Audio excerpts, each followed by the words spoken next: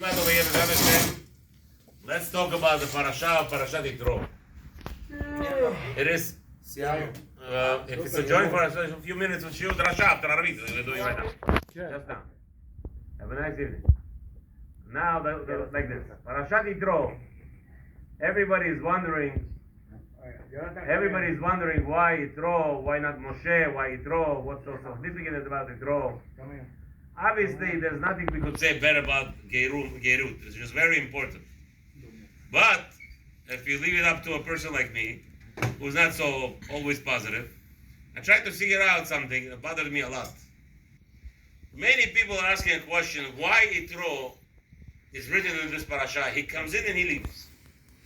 So you could answer it very simply, that that's the Derech HaTorah. What's his name? Tzadik Hazeh. מרגיש טוב? בסדר? מה קרה? מרגיש 10, הוא פשוט יאיר. You okay, Yair? היה לו יום ארוך מהבית ספר. Okay, so now, so the question is, why is Yitro coming in this parasha and he is leaving? He's actually leaving before Matan Torah is written down. What is the significance in this limud? So a lot of answer, really, it's to show you the importance that Hashem wants everybody to accept the Torah, regardless. Okay, that's why he's coming. But what about leaving? That you told me maybe why the parasha is Yitro.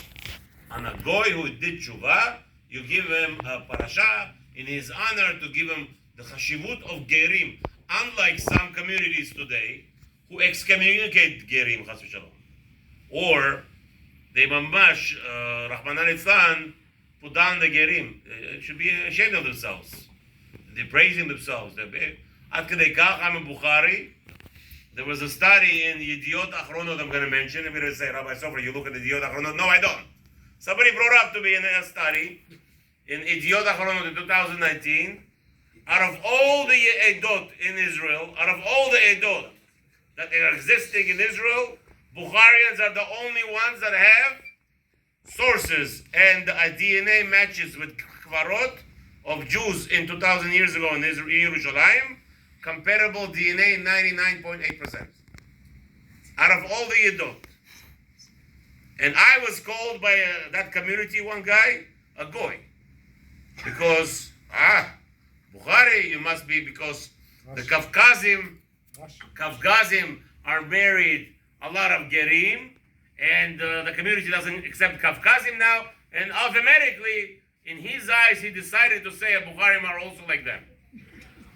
This is how far we went. A Jewish community that has maybe, according to the chart, less than 5% they didn't have. They don't have 5%. That community that I'm talking about, everybody knows. They were not even on that study. I mean, they were in the study. They're having a close DNA to 2,000 years ago to Jews in Yerushalayim. And they could tell a Bacharian Jew that you're a goy. The oldest Bible, yeah. They find it. Yeah, no, that doesn't mean anything. Okay, do me a favor, brother. Yeah, please, don't mean anything. Do me a favor. In Yerushalayim, this is the study, nothing to do with me. I didn't make that study. I actually claimed that I was suspecting that somebody made the study. It was a Bacharian Jew anyway. But it was published in the newspaper, and the college made a DNA test. Bukharians were, and again, if you be not careful, how dare you attack Gerim? How dare you to disqualify a ger? Rahman al-Islam, what kind of onish? The onish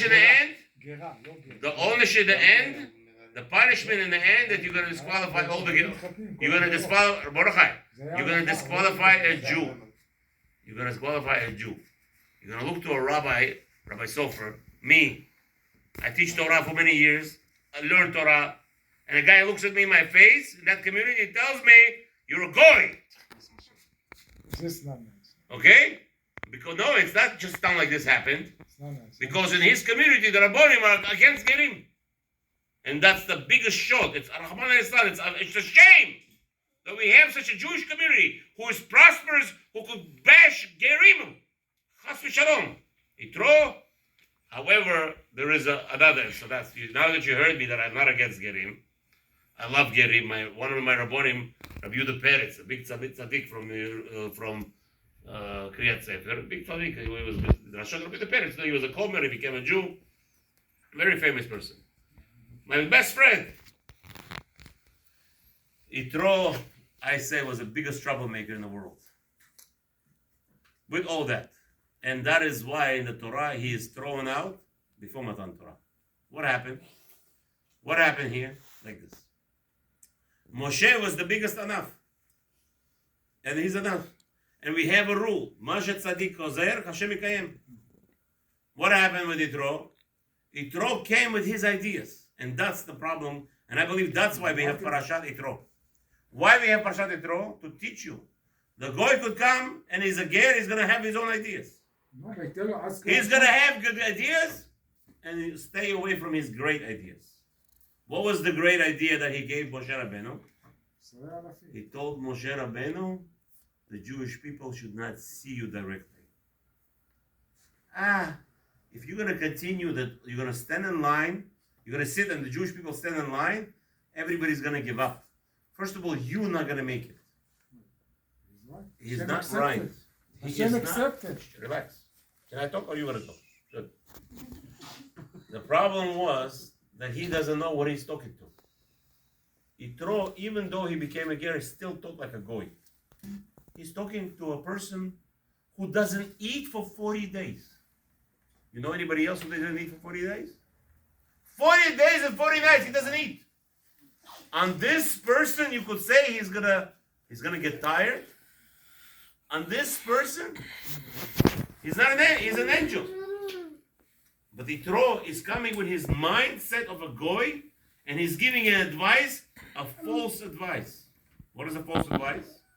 Yes, Rabbi Abraham said, of course Hashem accepted. I already answered the question before you even stated. What did I say? Tzaddik gozer, Hashem has to go with the flow. Hashem is so anav, he will go with our flow. Moshe accepted it. The problem was that Rabbi Yitro doesn't know the yesod foundation of the Jewish nation. What is the foundation of a Jewish nation? V'ayu einecha ro'ot et morecha. You must see your rabbi at all times. And if you see your Rebbe, you will never do a sin. Shlomo HaMelech Gemara says, he only sinned when he married Paro's daughter, when he killed his Rebbe, Shimi ben Gera.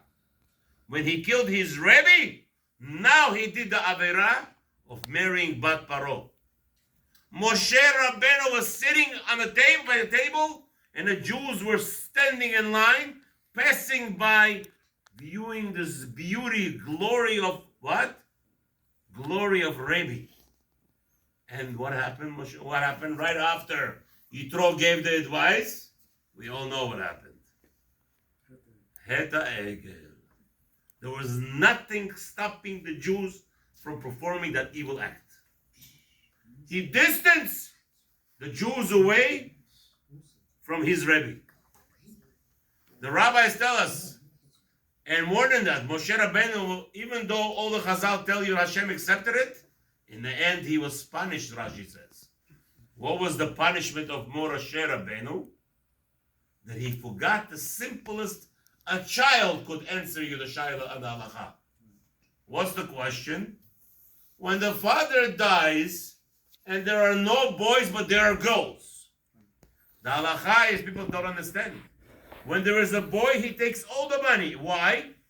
Because the boy takes the money and he has to marry off all the sisters.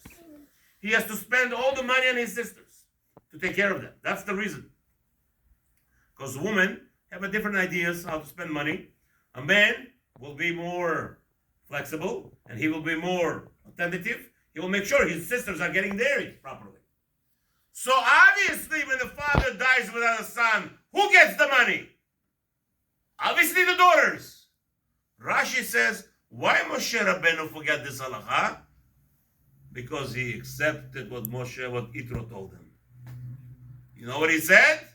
When you have a big question, come to me.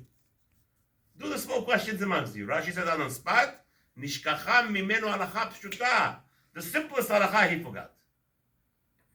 So many people say, Yitro. I tell you, according to Le'aniyu Dati, the why we have this Parashat Yitro, that you should not be misled.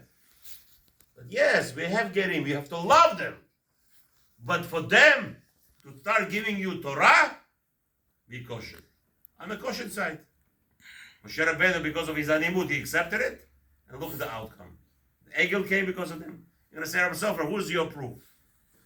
I tell you the truth. I spoke to many Rabbonim. My Rabbonim, they all told me Apikoros. How can you talk like this? All the Rishonim, the rabbis, everybody's jumping and throwing is good. Baruch Hashem, Rabbi Eliezer Ginsberg, a big Talmid Chacham, a Godol, Shabador in Flatbush. He heard me out and he said, Abraham, I don't agree with you, but you should be happy. 300 years ago, there was an Acharon who says word for word what you just said. Okay? Where is it? And anyway, where is it? The Ikar is, one second, the Ikar is, from what we learn from here, that we have to see the Rabbanim.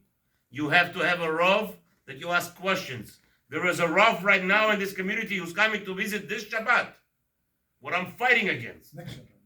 This Shabbat, I don't care when he comes, whatever he is publicly stating that a Rabbonim in Israel could overpower local rabbis. Chas v'shalom, nothing could be more distant from the truth. The local rabbi of your shul is your Rav. You look at him and you'll not do Avirah. Rabbi in Israel,